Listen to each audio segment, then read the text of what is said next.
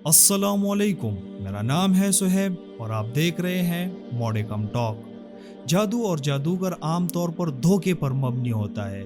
जादू एक super natural चीज़ नहीं होती है। जो कुछ भी जादूगर और जन्नात करते हैं वो हमें बज़ाहिर एक मफूकुल फितर यानी सुपर नेचुरल चीज़ दिखाई देती है, लेकिन हकीकत में जादू अल्लाह की कुदरत का मुकाबला नहीं कर सकता। जन्नात और जादूगर जो कुछ भी करते हैं वो अल्लाह की असल ताकत के मुकाबले में बहुत मामूली चीज़ है। जब आप सहर यानी काला जादू और जन्नात की हकीकत को समझ लेंगे तो मैं यकीन के साथ ये बात कर सकता हूँ कि आप इससे बिल्कुल भी खौफजदा नहीं होंगे। और इस टॉपिक का सबसे अहम मकसद ही यही है कि जब आप सहर यानी काला जादू की हकीकत से वाकिफ़ हो जाएंगे तो आप इससे बिल्कुल भी नहीं डरेंगे। हज़रत सुलेमान अलैहिस्सलाम को अल्लाह ताला की तरफ से बहुत से मौजज़ात मिले थे, जिनमें एक मौजज़ा ये भी था कि अल्लाह ताला ने तमाम जन्नात को उनके इख्तियार में किए थे। हज़रत सुलेमान अलैहिस्सलाम तमाम जन्नात को मुख्तलिफ़ कामों के लिए इस्तेमाल करते थे, जैसे कि इमारतें तामीर करना, बड़े बड़े कढ़ाई और देगे बनाना और इबादत गाहें बनाना वगैरह। जन्नात हज़रत सुलेमान अलैहिस्सलाम से बहुत ज़्यादा डरते थे, और ख़ास तौर पर तब जब हज़रत सुलेमान अलैहिस्सलाम अपनी लाठी के साथ खड़े होते थे। हज़रत सुलेमान अलैहिस्सलाम के दौर हुकूमत में जादू बहुत आम था और बहुत से लोग शयातीन और जिन्नात की इबादत किया करते थे। इसलिए इस मसले के हल के लिए हज़रत सुलेमान अलैहिस्सलाम ने जादू की तमाम किताबें जमा किए और इन्हें अपने तख्त के नीचे रखा, क्योंकि वो वाहिद एक ही जगह थी जो कि सबसे ज़्यादा महफूज थी इन तमाम किताबों के लिए। जब तक किताबें उनके तख्त के नीचे थी तब तक कोई भी उन किताबों को छूने की जुर्रत नहीं कर सकता था, और इससे जादू का अमल ख़त्म हो गया था। ताहम इससे लोगों में बहुत से गलतफहमियाँ पैदा हो गई। लोगों ने हज़रत सुलेमान अलैहिस्सलाम को खैरत अंगेज़ कारनामे करते हुए देखा, जैसे कि हवा को हुक्म देना, क्योंकि वो मुख्तसर वक्त में बड़े बड़ी दूरियां तय करते थे। मिसाल के तौर पर हज़रत सुलेमान अलैहिस्सलाम एक महीने का सफ़र सिर्फ एक दिन के सुबह के वक्त में किया करते थे, और दूसरे महीने का सफ़र दोपहर के जितने वक्त में किया करते थे। इस पर कुछ लोगों ने उन पर जादू करने का इल्ज़ाम लगा दिया। उन्होंने ये दावा किया कि हज़रत सुलेमान अलैहिस्सलाम ने तमाम जन्नात पर काबू पा लिया है और अपने ताकत का इजहार करने के लिए जादू का इस्तेमाल करते हैं। अल्लाह ताला ने कुरान में फरमाया है कि हज़रत सुलेमान अलैहिस्सलाम ने कुफ्र नहीं किया था, क्योंकि जो भी सहर यानी जादू में मुलव्वस होता है वो काफिर कहलाता है।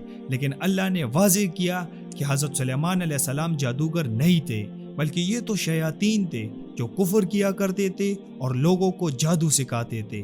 नबियों के मौजज़ात और जादू के दरमियान फ़र्क को वाज़ेह करने के लिए अल्लाह ताला ने दो फरिश्ते भेजे, ताकि वो फरिश्ते लोगों में इन दो चीज़ों के दरमियान फ़र्क करना सिखा सके। कुरान वाज़ेह तौर पर कहता है कि अल्लाह ताला ने दो फरिश्ते हारूत और मारूत बाबिलोन यानी बाबिल शहर में भेज दिए।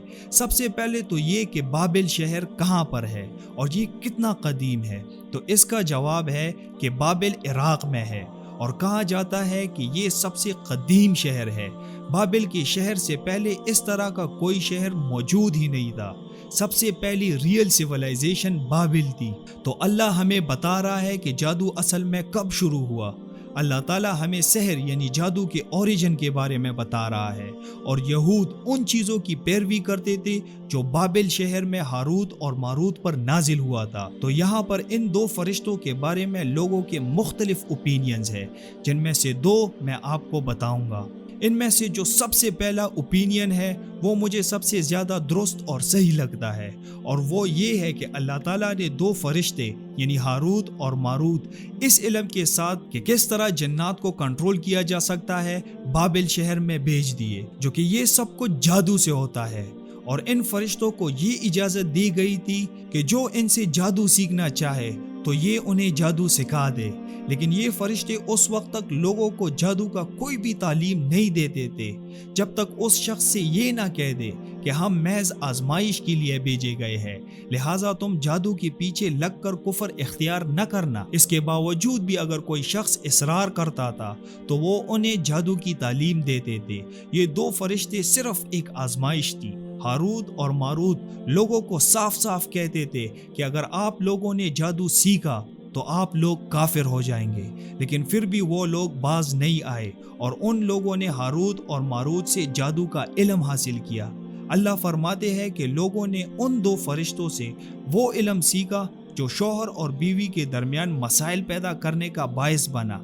لیکن جادو سیکھنے کے باوجود بھی جب تک اللہ کی مرضی شامل نہیں ہوتی ہے تب تک یہ لوگ کسی کو کوئی بھی نقصان نہیں پہنچا سکتے، کیونکہ جادو اللہ کی قدرت سے زیادہ طاقتور نہیں ہے۔ اگر اللہ چاہے آپ کو جادو چھو بھی نہیں سکتا۔ اس لیے جو لوگ جادو سیکھتے ہیں ان کو کوئی بھی فائدہ نہیں ملتا، یہ صرف نقصان اٹھاتے ہیں۔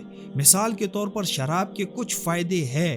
اللہ خود فرماتا ہے کہ شراب کے کچھ فائدے ہیں، لیکن شراب کے نقصانات شراب کے فائدوں سے بہت زیادہ ہے۔ لیکن جادو کا ایک بھی فائدہ نہیں ہے، اس کا صرف نقصان ہے، کیونکہ یہ دو فرشتے بار بار لوگوں کو کہتے تھے جو بھی جادو سیکھنے کا علم حاصل کرے گا تو وہ کافر ہو جائے گا اور اس کا ٹھکانہ صرف جہنم ہوگا۔ تو جس نے بھی ان سے جادو کی تعلیم حاصل کی تو وہ اس وقت کے سب سے پہلے جادوگر بن گئے۔ تو یہ تھی فرسٹ اوپینین کہ ہاروت اور ماروت نے لوگوں کو ڈائریکٹلی جادو سکھایا ہے۔ اب بات کرتے ہیں دوسری اوپینین پر۔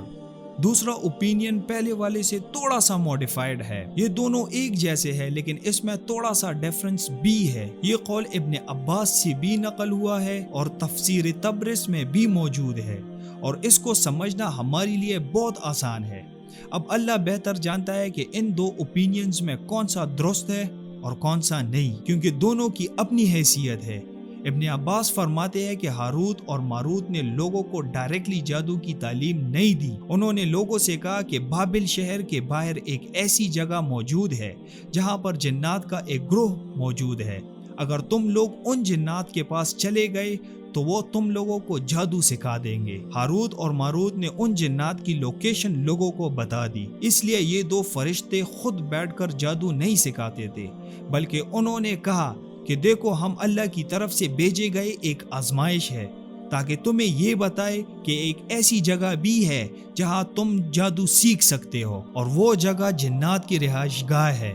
اگر تم لوگ وہاں جاؤ گے تو تم کافر ہو جاؤ گے اور تم لوگوں کا ٹھکانہ صرف جہنم ہوگا۔ ان دو اوپینین میں صرف یہ ڈیفرنس ہے کہ کیا یہ دو فرشتے ڈائریکٹلی لوگوں کو جادو سکھاتے تھے یا انڈائریکٹلی، تو اس کا جواب اللہ بہتر جانتا ہے۔ لیکن ان سب سے یہ بات صاف ظاہر ہوتی ہے کہ ہاں اللہ تعالیٰ ہمیں آزماتا ہے اور بار بار آزمائے گا، کیونکہ یہ زندگی ہی ایک آزمائش ہے۔ اس لیے میری اللہ سے دعا ہے کہ ہم پر جو بھی آزمائش آئے اللہ اس آزمائش میں ہمیں کامیاب کرے، آمین۔ اور یہ جتنی بھی جادو اس دنیا میں موجود ہے یہ اصل میں بابلون یعنی بابل سے ہی شروع ہوئی ہے، لیکن جادو کا صرف ایک مذہب نہیں ہے، اس کے بہت سے مذاہب، بہت سے آرٹس اور بہت سے طریقے ہیں، جو کہ یہ سب بابل شہر سے ہی اوریجنیٹ ہوا ہے۔ جادو کی تعلیم سیکھنے سے ایک بندہ کافر ہو جاتا ہے، تو اب سوچو جو لوگ جادو کا عمل کرتے ہیں ان کا آخرت میں کیا حشر ہوگا۔ اللہ ہمیں ان سب فتنوں سے محفوظ رکھے، آمین۔ آئی ہوپ آپ نے اس ویڈیو سے بہت کچھ سیکھا ہوگا، اس لیے میرے چینل کو سبسکرائب کرنا نہ بھولیے اور اس ویڈیو کے متعلق کمنٹ سیکشن میں اپنی قیمتی رائے ضرور دیں۔ تو ملتے ہیں نیکسٹ ویڈیو میں، تب تک کے لیے اللہ حافظ۔